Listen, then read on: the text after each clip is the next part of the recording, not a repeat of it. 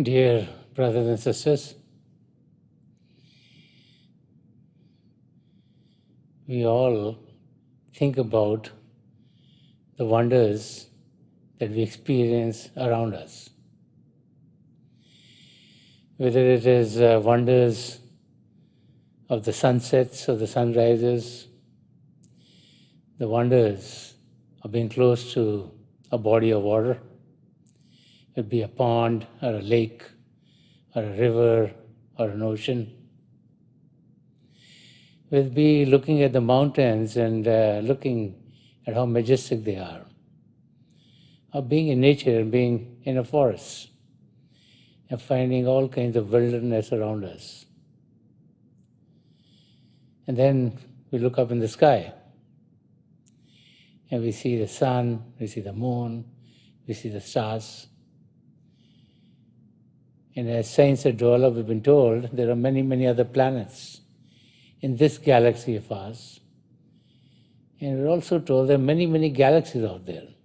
So as human beings, we're always enamored by what we experience around us. And then we want to explore more and more of it. The outer space,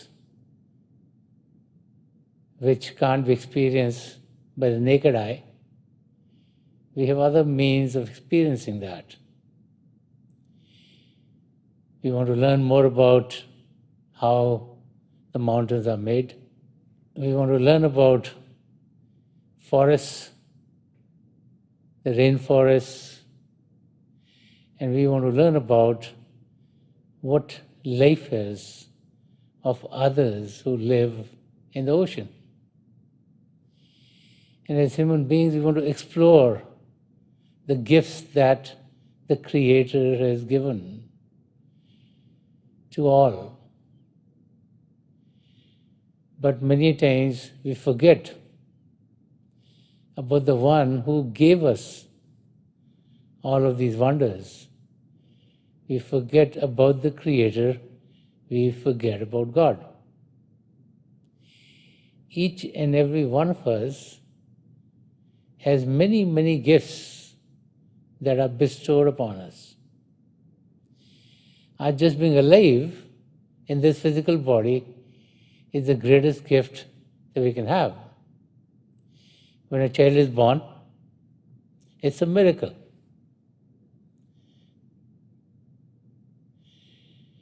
The human body has so many mechanisms in it, and they all need to work properly. And then, as the child is born, as a new life comes into this world, it's a gift of God. Because not only is the new life going to be loved by its parents, going to be protected by its parents, going to be taken care of by its parents, but the new one who comes in is also going to bring lots of joy to the parents, to the siblings, and to others that it interacts with. And the joys that a new born baby brings into the lives of those that it touches is beyond anything else that we can experience in this world. Because a baby brings with it everything that is pure. Nothing's adulterated there. And so, as we experience a new life coming into this world, it's a celebration. It's a celebration of us being able to experience another gift of God in our own lives. The parents love the child tremendously, and the parents would do anything to make the life of the child easier and easier for the child. so that no pain, no difficulties would come to the child. And what is very interesting is all of us who are parents, when we look at how much we care about our children, that just gives us the inkling as to how much God cares about each and every one of us. We're all children of God, and the hands of the Lord are always surrounding us, supporting us, loving us, hugging us, keeping us in a situation where we would feel the love of the Creator, where we would feel the support of the Creator, where we'll feel protected, and where life for us would go on full of love, full of harmony, and full of peace. God the Creator wants to make sure that we are taken care of. And as human beings, as the child grows, and as we pass through life, we all experience trials and tribulations. We all go through the ups and downs of life. And what is very interesting is when things are going the way we want them to go, we're very happy. We thank God and we let things happen the way they are. But when things are contrary to what we expect them to be, then we start to question God. How can God have this thing happen to us? Is God very busy that no time has been spent on our problems? And it is those times of difficulties where our faith and our trust in God is shattered. But God is taking care of us irrespective of whether we trust God or not, irrespective of whether we feel we are loving God or not, because the hand of God is always there to support us through all aspects of our life. There's a very interesting incident which comes from the past. This incident talks about a father and his son. And they both took a journey together. The father has tremendous faith in God. And the father realized that each and every aspect of his life was a gift from God. That God was great and God was taking care of each and every one of his needs. But the son, being young, would question God. And as they took the journey together, they started to discuss about God. And the son said, Dad, you start to talk about God being great all the time. But look at all the difficulties that we faced. Our crops didn't come out that well this year. Our carriage broke down. And the father tells his son, he says, you might not understand it, but each and every one of those incidents made our life better. He said, when the crops didn't come out well, we looked at why this happened, and we did our very best, so next year the crops were well. When the carriage broke down, we learned how to fix it well, so that we could deal with that difficulty. And so as they're talking and they're going, the evening starts to come. They come to a village and they start to think about spending their night there. So they go to one end, another end, and find that no room was available to them to stay in the village. So they passed the village and they thought, let's get to the next village. But as they're walking, and they're going through wilderness, and they're going through forest, all of a sudden it started to get very dark. and they realize they're not going to be able to make it to the next village. Now, when they were going on the journey, in those days, you would take a donkey with you so that you could put your luggage on the donkey. And generally, people would take a rooster along and put it on the head of the donkey. So it was companionship for the donkey and the rooster. They remained entertained. And most people would take torches that they could light up at night, because if they had to stay someplace, there would be some light there. So both the father and son realized that they have to stay in that forest.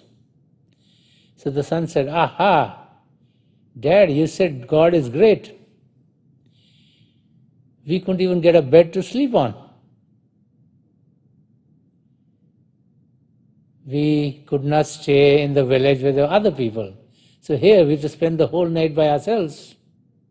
The father said, "Son, this is maybe the best for us. God is great, and everything that God does is for our benefit." So as they're talking, they lay out their sheets and they take the donkey and tie it, about 30, 40 feet away from themselves. They find a space which is away from the road that they've been walking on, 40, 50 feet away, so no noise is coming to them.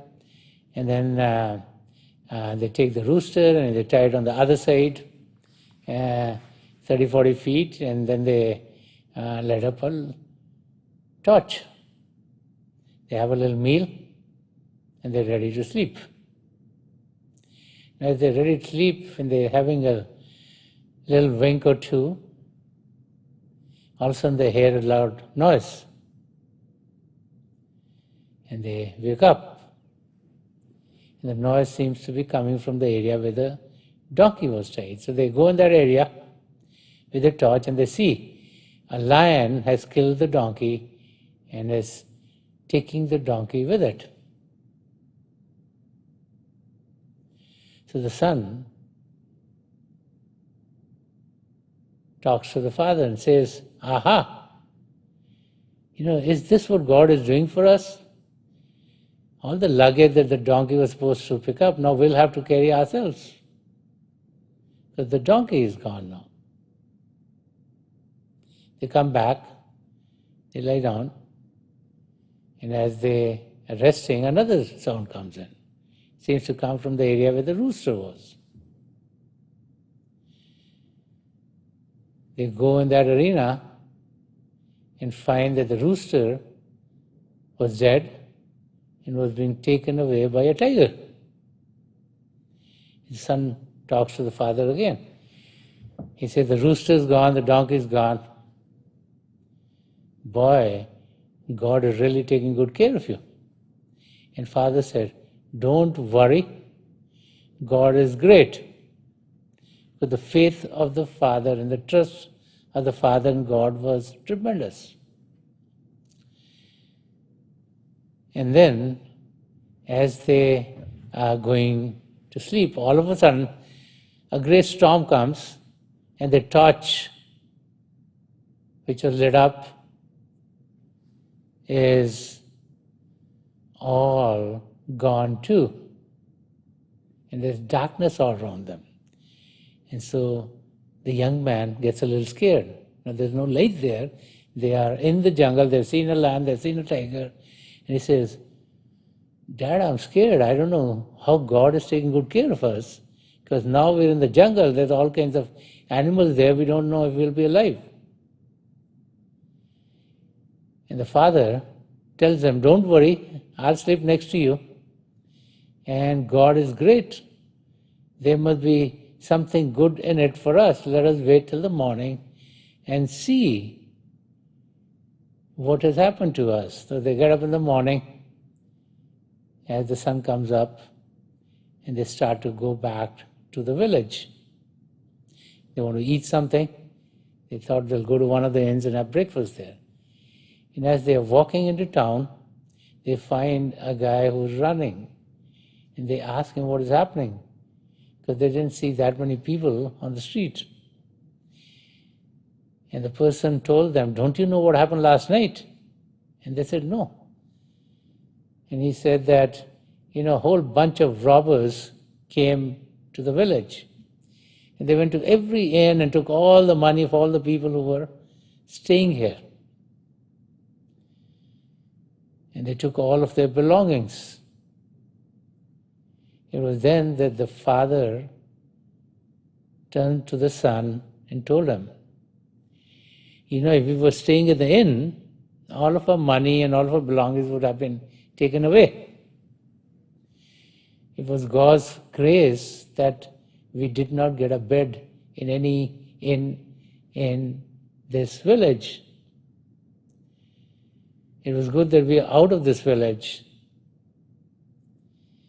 And then, as they are trying to think about what has happened, they said it was good that the lion took the donkey and the tiger took the rooster away. Because as the robbers would have come on the road, they would have heard them. And they would have seen them. And it was good that the light was extinguished, because if they saw the light there, they heard any one of these animals, they would come to look for us and they would have stolen our money. And he told his son, God is great. He does take care of all of us. And this is what happens to each and every one of us. We get into those states where we find the difficulties which are surrounding us become so big to us that we get buried under those difficulties. And it's then that our faith and our trust in God is shattered.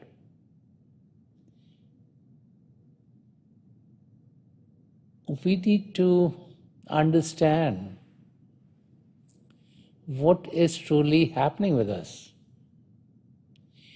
We need to understand that as we are born in this human body, the miracle of life is a gift of God. And each and every one who comes here is protected and lives under the will of the Creator.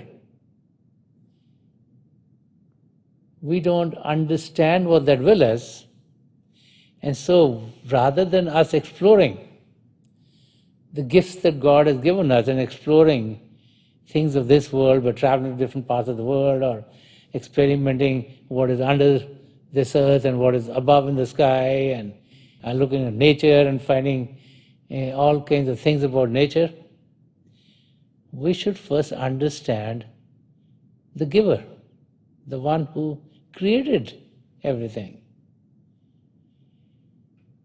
And as we start to dig into ways and means by which we can understand the Creator, then we realize that each and every one of us has a direct connection with God. God is the one who created us.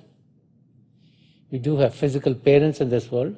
There's a mechanism by which a child comes into this world, but a child comes into the world just under God's grace and under God's will. And so we need to find that relationship or that connection between us and the Creator.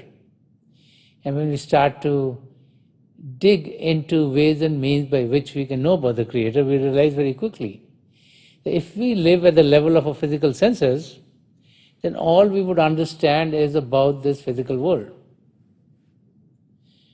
All of our physical senses only give us inputs from the physical world, things that are made of matter. God is conscious. For us to be able to experience God, we need to rise above physical body consciousness. We need to be able to get to that state where we are also conscious. Not about the physical, not about the mental, not about the emotional, but the spiritual. And that happens when we take our attention away from all that is physical, all that is emotional, all that's mental, and focus our attention in the spiritual arena. The physical world is what is surrounding us. We can see it with our eyes, we can hear with our ears, we can smell through our nose, we can taste through our tongue, and we have the sense of touch. So we can feel things around us. That gives us physical sensations. And that is when our attention goes into the physical world. Now if it remains there, that's all we experience. So we need to take our attention away from the physical world. We need to focus our attention within ourselves, because the spiritual regions are all within. Saints and mystics have all talked about that everything that is on the outside is an illusion, and the reality is within each and every one of us. And that's where we need to explore. That's where we need to put our focus.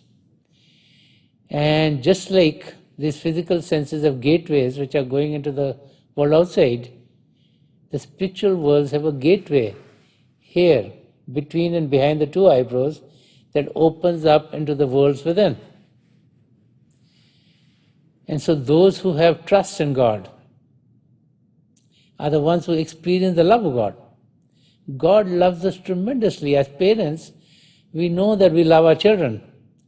And God loves us many, many, many times more than parents love their children. Now that love is all within ourselves. We need to experience it. And how do we experience God's love? When we go within. Because God is not on the outside, God is within and with each and every one of us. And as our attention is focused within, by taking our attention from the world outside, by quietening the area, by being able to rise above physical body consciousness, by withdrawing all of sensory currents from the world outside, we then are able to concentrate or collect our sensory currents here at the seat of the soul. And then with help and guidance of saints or mystics or spiritual masters, we're able to be uplifted into the spiritual regions which are all within ourselves. And as we go on this journey within, it's a journey of love, it's a journey of light. And this is why all the scriptures of the world tell us that those who love are the ones who find God. So when we experience the love of God, which is inherent in each and every one of us, then the unfolding of the divine starts to happen. But God is love. God is an ocean of all love. We're a drop of that ocean, so we're full of the love of God. We're full of the light of God. We are conscious beings. And when we have that experience, then our trust in God is solidified. Because as we go within, we experience the two primal manifestations of God, that being the divine light and the divine sound of God. And as we have that experience, we know that God is with us. No one has to tell us, we don't have to read anything. We know, we experience it ourselves. And it's that experience that saints and mystics are exhorting us to have. Because there's nothing more than an experience. When you experience something for yourself, you know it's there. And so the way to experience God has been called meditation. Meditation is nothing more than taking our attention away from the world outside and focusing it within ourselves, so we are uplifted into the spiritual regions within. And as that happens, then we start to realize the gifts of God. When we experience God, when there's an unfolding of the Creator, then the extended hand of God, which supports us, can be experienced by us. Our inner eyes open so that we can see and hear and experience all the miracles that are happening in our life. Every day we have so many miracles that happen. But since we're all focused on the outside, we never experience them. But as our inner eyes open, we start to experience ourselves as we truly are. Not as a physical being, but as a spiritual being. And it is then that we start to experience the great love that the Creator has for each and every one. And it's that love which propels us to be able to find the closeness of God.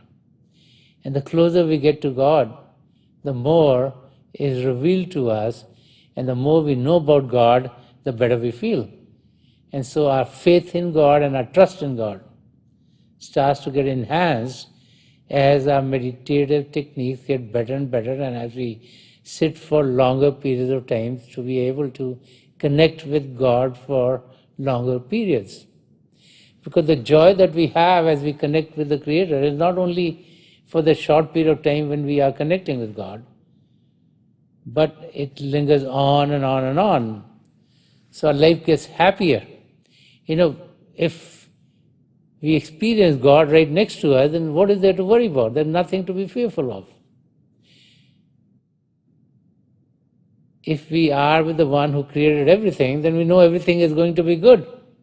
Whatever our needs are going to be fulfilled. And that is the state that we find ourselves in as we go on the meditative journey. So meditation is a means by which we experience God's love. Meditation is not passive, it is very active.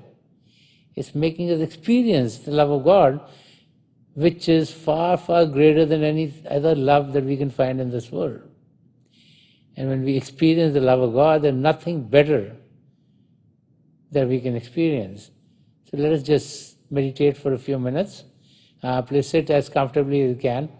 Close your eyes very gently, just like you close them when you go to sleep. Your eyeballs should be straight, focused 8 or 10 inches in front of you. And as you close your eyes, those of you who have been initiated in the mysteries of the beyond, please do your Simran. And those of you who are new here, please repeat any name of God that you feel comfortable with. This repetition of God's name should be done mentally and not out loud. Keep your attention right in front of you. As you're repeating God's name, as your body is stilled and your mind is stilled, you start to experience light. Flashes of light, circles of light, lights of various colors. Just keep your gaze right in the middle of the experience. In the beginning, the light may look like there's circles of light, lights coming, going, but with time, they'll stabilize for you. They'll be there all the time. What actually is happening is that the light of God is within each and every one of us. When we are concentrated, we experience light. When we are distracted, we experience darkness. And so with time, as the concentration improves more and more and more, we experience the light more and more and more, and to us it looks like it's stabilized, and then we have many, many other vistas open up for us.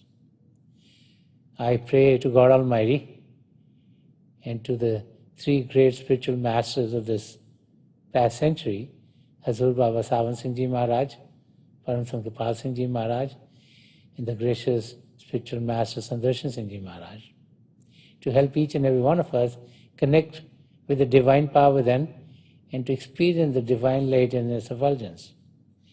We'll be sitting for a few minutes. I'll be getting out of this meditative state at that time, and my best wishes are with each and every one of you.